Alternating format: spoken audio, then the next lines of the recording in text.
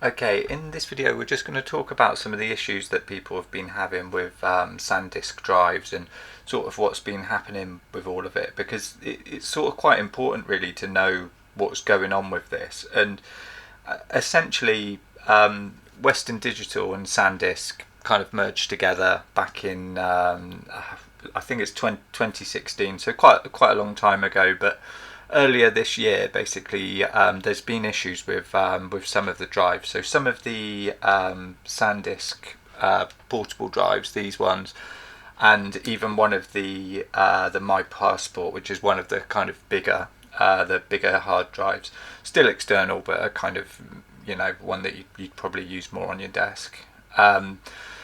They've essentially been having issues with data loss, and quite a lot of people have kind of reported that there have been issues there. So SanDisk tried to address that issue by releasing a firmware patch for it, which is becoming more and more common for SSD drives. They tend to have like firmware updates now.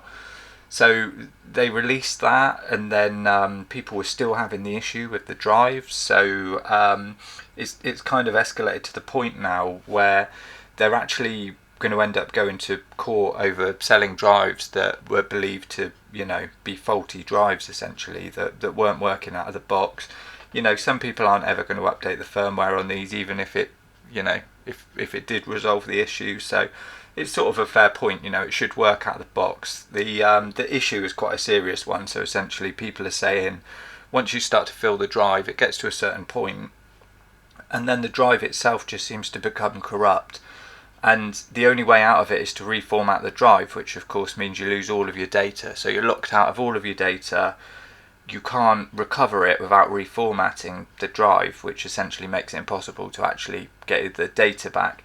And I had seen things where people would somehow manage to kind of get the data back, but that can cost money to recover the data from the drive. And then that's where this kind of lawsuits come about. It's that essentially when you're buying this, you're just buying a drive to put your photos on, or your video, or whatever it is you're storing, sensitive documents, and you just want them to be safe and you want them to be stored and come back to them as and when you need them. And they're being taken to court over the fact that they're not offering that. They're offering faulty drives that they don't do that. I'd be interested to know in the comments if anybody has sort of come across this. So the drives that are affected are essentially this drive here is an E61 drive, and the majority of the drives that are affected are the E80 drives. So there is actually an E61 that's affected, but it's the 4TB version. So I've got the 1TB version. I'll be honest, I've had this drive for years. It's my own drive, bought it with my own money. I've travelled around the world with this drive, to multiple countries. It's been dropped a ton of times because I'm quite clumsy.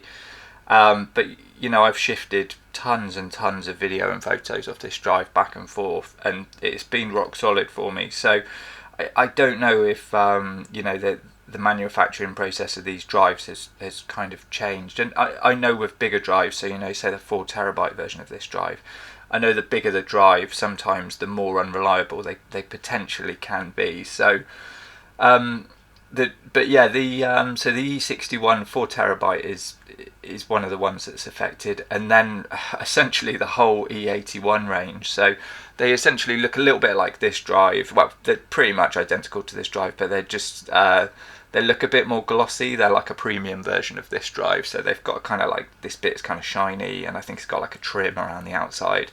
It's but yeah, it looks pretty much the same. But yeah, almost all of those drives have sort of fallen under like the scrutiny of this. So the 1TB, 2TB, 4TB, they're basically all in the sort of firing line for this issue. And then, like I say, the other one is one of the Western Digital My Passport drives, which like I say, it's a bit more like it's a bit more of a kind of like a blocky drive. You could still probably travel around with it and stuff. It's just a bit bigger than one of these drives. But yeah, I'd be sort of interested to know like if anyone's kind of come across those issues and sort of if they've tried to do firmware updates and kind of what's going on with it. But it's essentially I can understand where the issue for the lawsuit come about, because if you're using this personally for photos or video, family stuff, then obviously that's terrible. You don't want to lose that stuff, you know, you're losing all your memories. But if you're using this in a professional capacity, you're not only losing the time you spent shooting it, you're going to lose the money from the project, because you're either going to have to go and reshoot it, or you're going to just have to refund the client, because you know, you've effectively lost everything you've done. So I can understand the kind of concern around these drives, and like I say, it's not something I've experienced firsthand, because I don't have one of the ones that falls under that, you know, thankfully, because I'd hate to kind of lose all the stuff on any of my drives. You know, I've got tons of external drives. I mean, the way I really get around sort of this is I would never leave anything just sat on a single drive anyway. So I always expect, you know, back in the days of mechanical drives, they used to fail on me all the time because I was always knocking them and breaking them. And I know SSDs have resolved a lot of that, but I still kind of I still work as if I'm using those old mechanical drives. So I always have a redundancy, so I'll take everything from these drives and I'll back it up onto this box back here. And I've done a video about that, so I'll link up to that in the corner and you can take a look what's there. But I always used to actually find the Western Digital drives that they were never really reliable, so I don't use those in there. But this is essentially a RAID drive, so it takes everything from this first one, backs it up onto the second one, and then I know I've got two backups and I can just reuse this for, you know, loading footage onto and offloading. So it's always worth just making sure you've got a redundancy there. And I know it's expensive, you know, none of these drives kind of are cheap at all. So it's yeah, it can be an expensive thing. But if you're shooting in a professional capacity, you know, that's your whole business really, the sort of capture and retention of this footage. And the other thing, you know, for me, if you watch this channel, you know I'm using Lumix cameras. I'm using the GH6. And their sort of recommendation of drives quite heavily lies around these. So luckily this drive here, like I say, the one that's unaffected, it would be this one and the 2 terabyte, because it's the 4 terabyte one that's in the affected list. But the one and the 2 terabyte of the E61 would still be okay, you know, according to this list. Like I say, I've not had troubles with this one, but luckily there's also other recommended drives in there, like you've got the Samsung, this is the T7 Shield, but you've also got the Samsung T5, so there are still options out there around the ones that are affected.